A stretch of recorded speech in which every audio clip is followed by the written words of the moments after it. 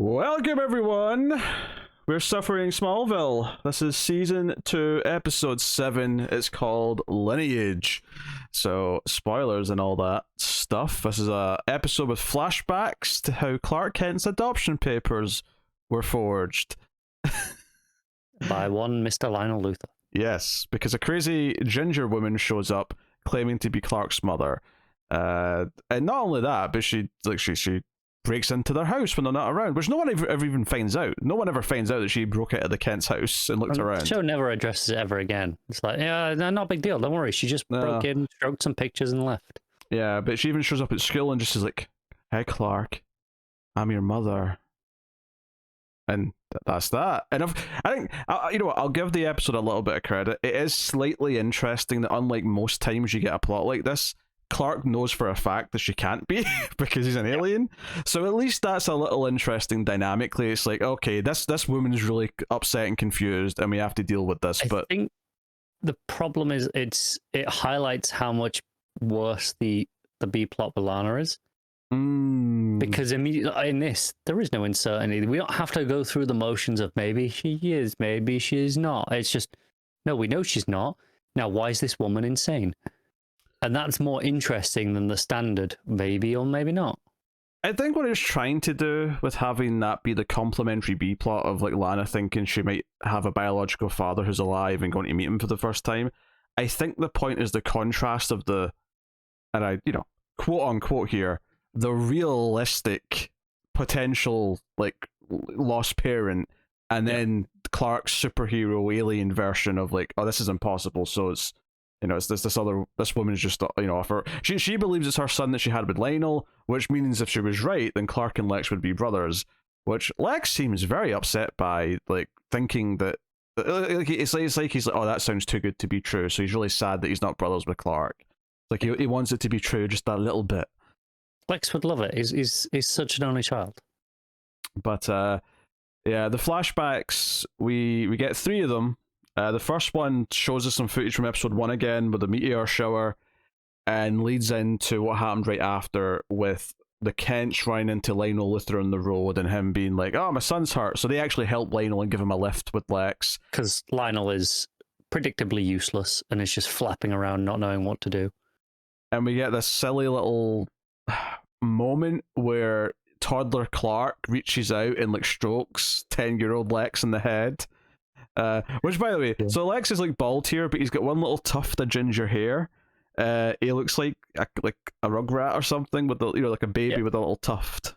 I have a question. So the implication this show has always had has been that this incident turned Lex bald. Yes, which is, you know, fine, right? That's, I don't know if that's plausible or not, but we'll go with it. My question is, clearly it didn't turn him bald because there's a tuft of hair still here and attached. It's still like there. It's not off. Does Lex now have to shave that one little patch for the rest of his life to be consistent?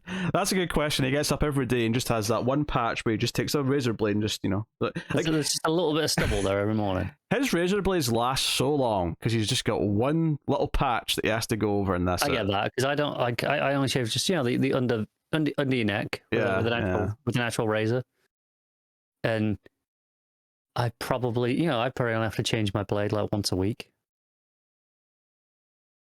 It's nice, you know, as opposed to, you know, every couple of days like I used to have to do. So I imagine if you're only doing one tiny little patch on your head, that's got to go a while. Yeah, well, I'm assuming he doesn't grow a beard either. I'm assuming the rest of his face is like his head because it's a condition. That was my assumption. Yeah. Although I think he has eyebrows. I assume he has eyebrows. I never noticed him not having eyebrows. I think he does, but I mean, don't question it. Don't question it. I'm questioning it. I need to know. So the next flashback is like why they went down this rabbit hole in the past of having to adopt Clark, and it's because the Sheriff Eaton, who's given a fantastic wig to make him look younger in these flashbacks, he comes round. He's just checking on everyone after the meteor shower, and Clark runs out, and they have to explain who this kid is. And Martha just immediately says, "Oh, he's our son. We adopted him." Yeah, and I named him Clark.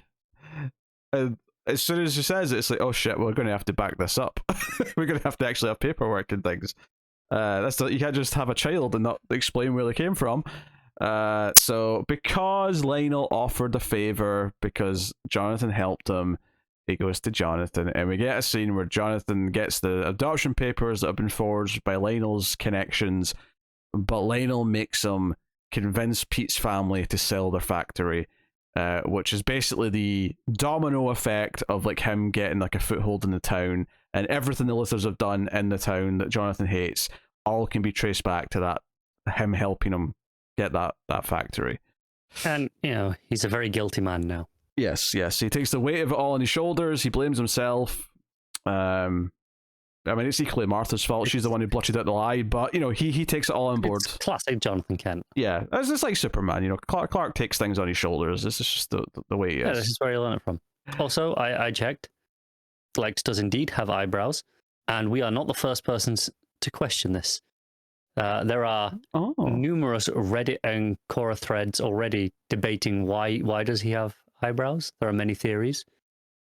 Some people say they have, he has he got hair transplants and like the little, implants. Is this specific to Smallville? These questions specific to Smallville. Yeah. Well, I mean, the real answer is that Rosenbaum wasn't willing to shave his eyebrows regularly. And why should he? Because he looked terrible. I have a manager that once accidentally shaved his eyebrows. There was a razor mishap involving a small child while he was shaving, and it shaved half his eyebrow, and he couldn't go with half of one eyebrow, so he thought it'd be better to take them both off until they grew back. I don't know if it was better, so I think Rosenbaum made the right choice here. I think maybe what you do is you shave, you symmetrical it, so you take the same half off the other side. Yeah, maybe. Oh, he opted for no eyebrows, and he had no eyebrows for a few weeks, and it was funny. Okay, well. Oh well, yeah, so that's the flashbacks. This episode did make us laugh a lot more than the last one. There was a lot of more absurd lines of dialogue and moments. There's a scene early on, after this woman's shown up claiming to be Clark's mother. He goes to the Torch, the school newspaper, just in case anyone's forgotten what that is, and he demands to know from Chloe, like, have you been digging into my adoption when I specifically asked you not to? I think it's worse than that. He's already on the computer reading her emails. Is it specifically her emails though? Yeah, because she says, "Oh, you've been reading my emails." She makes a point of saying that.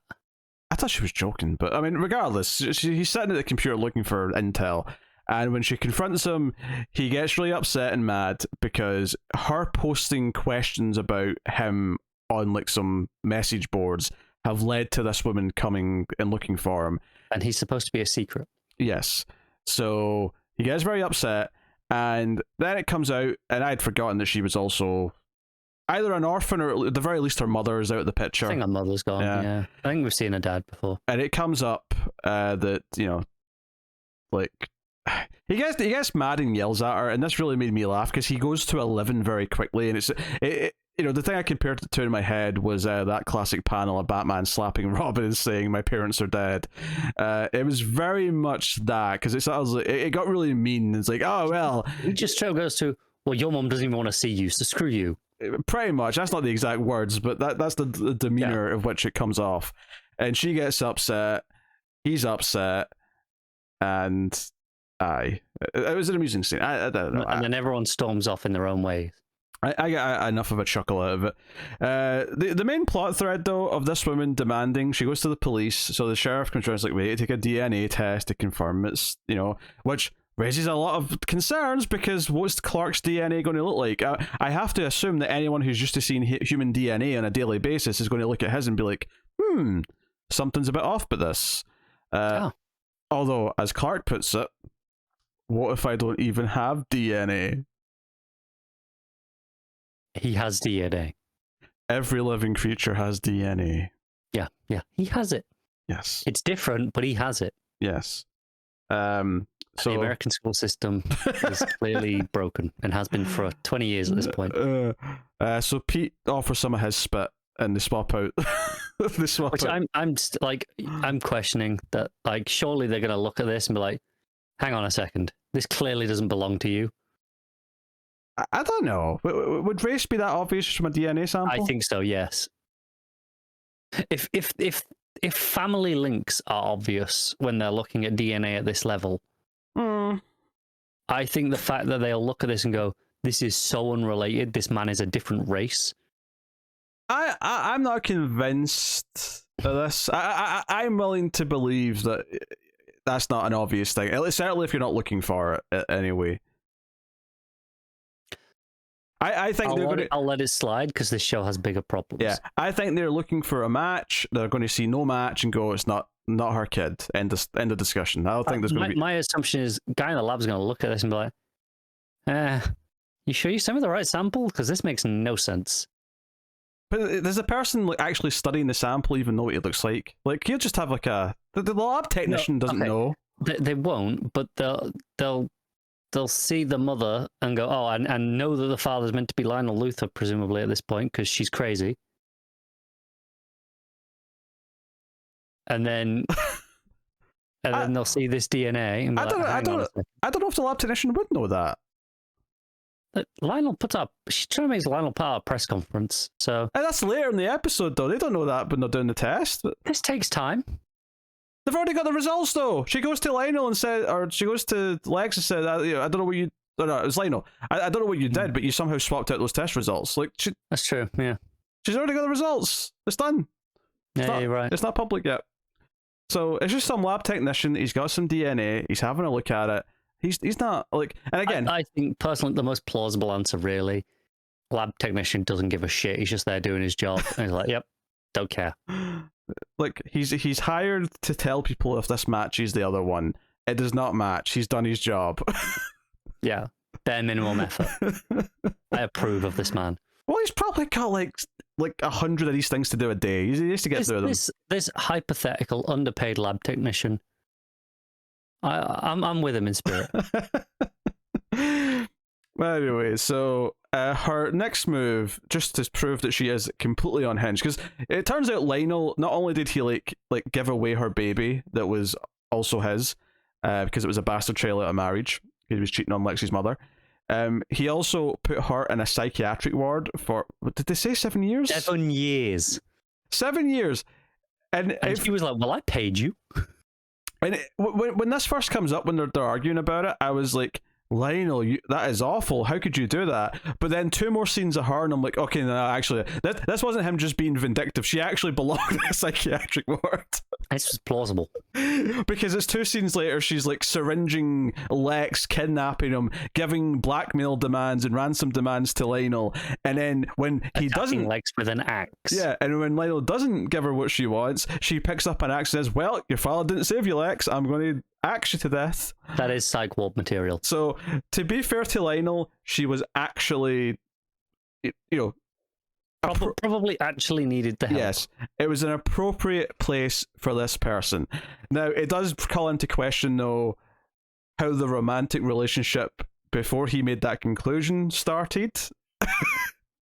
Lionel's a terrible person. I mean, there's a terrible, but it's like, oh, this woman's crazy. I still think I'm going to give her one no. Like, I'm just saying. Buy it from Lionel. I'm just saying, maybe he was going through like a bit of a phase where he thought, "Oh, this will be a trip on the wild side." Yeah. And obviously got more than he bargained for because she's an axe-wielding maniac. But we get a fantastic, awful CG effect of the axe shattering as Clark comes in. Well, of course, Lex has knocked himself out conveniently by this point. Yeah. Clark, which, you know what? It would be one thing if this happened like a couple times a season, but every single episode, someone either just misses something, gets knocked out, gets their memory erased. Like every episode, there's something like that happening. Or just straight up dies. Or just dies immediately after, yeah. Yeah. I mean, Clark straight up just runs off super speed on Chloe again in this episode from right behind her. Mm-hmm. Like, yeah. I know she's looking down at the computer, but she has peripheral vision. She should see someone walk past her out of the door, even if you ran like a normal speed. I think that's the point, though, is that he's going so fast that it's just a gust of wind. That's my point. It just makes her question it more. It's like, I should have seen him leave, at least a little bit. Just how much time does he save? by not going, right, I'm going to go check this out. I'm running off and then running around the corner and then speeding out. Yeah, it's like 3 seconds he's maybe losing if he does that. Yeah. Which admittedly, in this case, made a difference. Might have made a difference. That might have been an axe in Lex's face, but would the world really miss one slightly axed Lex Luthor? Well, we know all the trouble he's going to cause later, so yeah, probably not. Yeah, the whole thing. When she goes to see Lionel, this crazy woman, like he gets all kind of like kissy with her at one point. So remember, he's blind right now, but he's sort of like up in her face, like touching her and sort of like almost kissing her ear, but like making it clear, now you're crazy. Clark's not our son. Go away. And this just sets her off. So this is a very absurd plot where like every week there's a new crazy person. I mean, I guess the one thing we'll say about this is that it's not another like villain with superpowers. This is just a person. So there is no meteor freak this week. There's no meteor freak. Just a regular one, I guess. Yeah. I mean, that's a bit harsh. I would actually call someone with mental problems a freak, but I'm just in the context of how we usually refer to the villains on this show. So they're not freaks. They're troubled individuals with superpowers. No, we can refer to the superpower ones as meteor freaks. That's fair game. They're completely fictional. Troubled individuals with superpowers of the week. Of the week. I mean, I think the reason why Freak was picked was more for the rhyming than anything else, but sure. I can't find a way to make it rhyme, but yeah. I'll get back to you on that. So, that was the main plot, really. There's not too much more to it. The Lana plot is just a continuation of last time. She's got this photograph. Basically, to boil it down, Lana is the crazy woman from Clark's plot. Well, there's a joke, which, to be fair, was kind of an intentional joke, and it did make us laugh. So I can't fault them. I can't fault them on that. But there's a little bit of, just because you're self-aware doesn't mean it's good. So it's that, well, the example of this, why, like, okay, you get why they're doing this, Lana looking for a biological father at the same time this woman shows up claiming Clark's a biological son, right? The parallels are obvious, and that's why you do them together. That makes sense. But they're too on the nose with it, of course, because Lana comes to speak to Clark, and, he's talking about Jonathan or whatever, and she's like, oh, yeah, it must be nice to have such a good dad. And I'm like, can the writing be a little more subtle? Like you don't have to have her just flat out mention that he's got a good dad to connect it to the fact that she's feeling really murky about a father who might not want her, But anyway, she gets Chloe to track this guy down. She goes to his house. She actually does kind of walk into. I mean, it's because the door's already lying open, but she does kind of peek her head in, which I would still say is over the line. You don't do that. Yeah. But it was a bit intrusive. But the guy's on the phone yelling about something, and then he answers. He's angry, but he's like, "Sorry, I'm agitated about something. What is it? Who are you? What are you here for?" And she's like, "Here's this photo. That's my mother. You might be my father." Of course, between all this, there's also the part of where he recognizes from the coffee shop, but it says he doesn't go there because he hates Luthers, and they're like, and she's like, "Oh, Lex is a silent partner," and then he compares the Luthers to the Nazis. Which was a bit of a leap in the conversation, but it gave me a laugh, so fair enough. And also, he's not wrong. I think it was supposed to be a laugh, though, but I thought it was funny. No, I think it was supposed to be a laugh. You think so? Okay, all right. I think the immediate jump to, accusing this teenage girl of collaborating with Nazis. I think that was meant to be funny. At least I hope it was. Look, we have made a conscious effort not to make any jokes about Allison Mack's predicament, but I can't help but notice in the moment that there's maybe a joke to be made about our friends being closer to something like that than anything else. But no, yeah. So she leaves upset. She goes to talk to Clark. It's a whole thing, but she writes a letter to him, and the guy shows up later and says Sure, that's I don't know from your dad, but let's find out. Let's do the test, whatever. I'm pretty sure it turns out he's not going to be, because I don't think this guy's going to stick around. And if he was the dad, he probably would stick around. So I don't remember him long term. So either he dies, or he's just not, which is most more likely. But the laugh that was intentional, which was quite good, compared to anything else on this show, is after she's had this awkward, encounter with him, she goes to talk to Clark about what he's going through, and Clark's like, yeah, this woman was crazy. She just showed up in school and said, hey, I'm your mum. Who does that? And then there's just this awkward look from Lana, and she slowly raises her hand. It was actually kind of funny. It was, yeah. It was actually kind of funny. So that was basically that. I mean, it was definitely funnier than any scene related to this plot last episode, so I'll give it that. It says a lot that this probably is like the best episode of the season so far. Oh, I don't know if I'm ready to say that. I know. I think it had two whole intentional jokes that we found funny. The bar's low. The bar is low. That is a low goddamn bar. It had two intentional jokes, and it had the stuff with Jonathan being very in character that I thought was pretty solid for his stuff. Okay, all right, okay, you're making your argument. I'm not saying it's a good episode in a vacuum, but just compared to the other episodes that we've had. So the one thing that we've mentioned, but we've kind of glossed over, is that Lionel seemingly had a bastard child with this woman. And, over the episode, we find out his name was Lucas Luthor. We got to have the alliteration. That's just the rule. And, towards the end of the episode, Lex sits down. And despite the fact that Lex was the one kidnapped and almost murdered, he's the one with the baby gloves talking to Lionel, because Lionel's had a long day.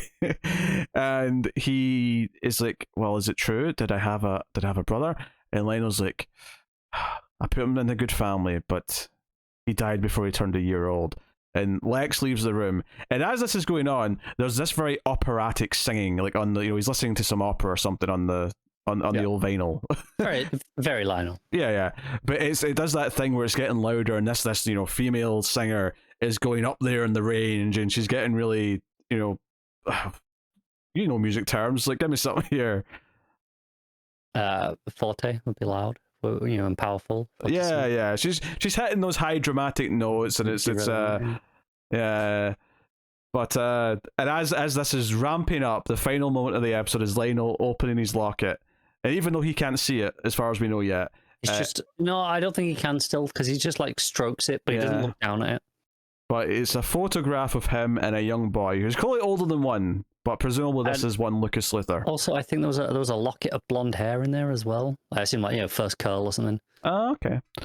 Did he keep his tougher ginger hair from? No, that's long gone. Lionel was like, oh, his hair.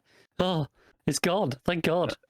He was very upset about the hair loss when he was he upset, or was he just in shock at that?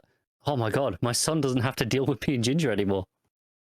Yeah, I was joking. It was a blessing in disguise while we were watching the episode. Mm-hmm. Yeah, yes, he was. You're not ginger anymore. It's a miracle. Oh dear. Yeah, we were debating throughout this episode if this character, Lucas Luthor, is going to show up again, because neither of us can remember if he ever does. This episode definitely implies to me that he's going to, but I don't remember a single thing about it. Yeah, for half the episode, I was like, nah, Lionel definitely just was like, hey, this is a bastard I don't want to deal with, and threw him in a river somewhere. But then, at the end, the locket, the kid's clearly like, 4 to 6, give or take, that sort of range. In that photo, and presumably he's a similar age to Clark, and that's why this woman believed it was him. Yeah, but in that photo, he was that sort of age. The fact that Lionel keeps that locket on him means he did care to some degree about this kid. Maybe more than he did Lex, let's be honest. Yeah. Or maybe that's why he kept that lock of hair, because he knows that one day his kid might lose it, and he didn't get a chance to have any Alexis. Yeah, it was. Oh, actually, what occurs to me is the Clark that lands is actually more like 5 in this. That's what it looks like anyway. It's not a baby, yeah. Although I don't know how much of that's because they're shooting these extra bits of the flashbacks like a year later, so maybe they've had to sort of go with the flow a little bit there, but it did make me think that, oh yeah, like these flashbacks are really only about 10 years ago, give or take, maybe 11, 12 at push, but because he's like 16, 17 right now, right? Yeah, I think in continuity, I think it's supposed to be like 89, 90, something like that. Is the meteor shower? Yeah, so it's just over a decade. Yeah. Yeah, and this is what 2000. Because I was thinking they didn't do all on the sheriff. For some reason, they put a lot of effort into the sheriff looking different, but Lionel and Jonathan look the exact same. And I was thinking, oh, they've put no effort in. But I thought, you know what? It's only 10 years. Like, I mean, I don't look that different from 10 years ago. So I mean, fair enough. Let's be honest. You probably look more different 10 years ago than someone of their age. Yeah. Would, Yeah, because he's went from like 40 to 50. So he's... Yeah, the change is less dramatic, usually. Yeah. No, I mean, don't get me wrong. Ethan, on the other hand, that is a man in his prime. But that said, though, I mean, what, 24 to 34 was definitely not as different as 14 to 24. I'll say that much. Oh, absolutely, yeah. pretty wild difference. It gets pretty less gradual. And I'm sure 34 to 44 will be almost imperceptible. Yeah, you hope. When are you turning 30 again? I'm not yet, so it's fine. It's imminent. Yeah, but I'm sorry, but are you already in your mid-30s? No, it doesn't matter. See, are you in your mid-30s? Yeah, but that's the thing. You don't care once you're in them. It's the fear. It's the fear of turning 30 that upsets you. Are you in your mid-30s? Technically, yes, but I don't care. I'm in my mid-30s. Am I in my late 20s? for a mere few weeks, maybe. There's not a few. Like, I don't know. 48 on. Yeah, I'll give or take a week. It's fine. It's fine. I'm not worried. It's not a big deal. Uh-huh. I got time on you. I'm good. That's fine. That's fine. That's all that matters. There you go. That's I don't know if I've got anything else left to say about the Smallville. I'm sure there was another stupid thing or two I laughed at, but I can't remember now at this point. Probably. I've instituted a new drink rule every time it flashbacks to the day of the meteor shower. I don't think that'll come up too much, but no, but it's just contrived every time it does. Yeah, it's like it deserves to be a thing.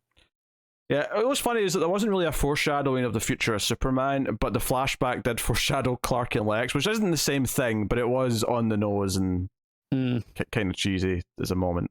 But yeah, you know, that's what it is. Next week can't be any worse, right? Oh, funny you should ask, because I suppose I should tell you what the next one is.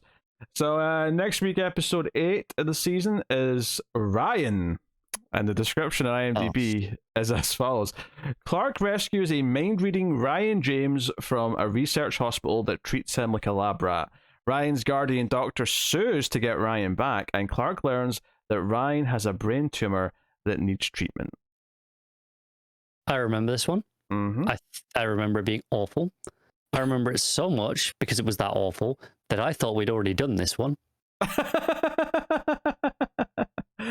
And if my memories of it are that clear, it means it must be terrible or amazing, but I'm suspecting terrible.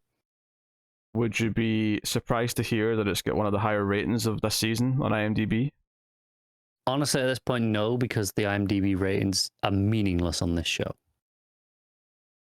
In fact, we don't get a higher one until the Christopher Reeve episode. There's no way it's good. The finale's rated higher as well, but that may be it. I'll stake money on that it's still not good. Oh, that's the premiere was the same rating, so one matched it, 2 exceeded it in the whole season.